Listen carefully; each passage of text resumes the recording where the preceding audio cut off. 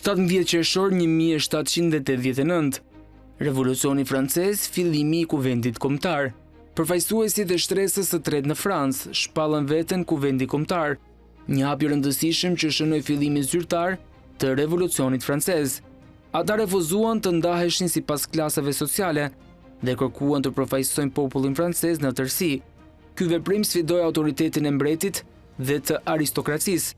Ishte një akt guximtar që hodhi bazat në rrëzimin e monarkisë absolute.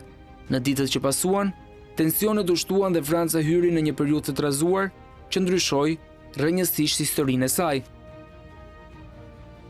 17 qershor 1885.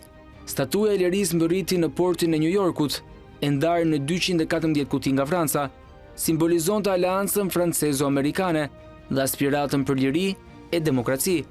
Ngjarja u përcoll me entuziazëm nga diaspora dhe mediat. Pas montimit, ajo inaugurua më 28 tetor 1886 dhe u bë simbol global i mirëseardhjes.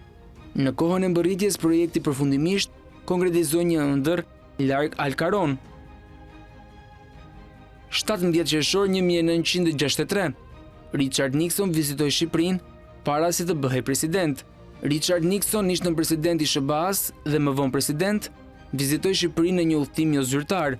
Kjo vizitë u bë gjatë kohës kur Shqipëria ishte në një izolim të thellë politik, e lidhur vetëm me kinën komuniste.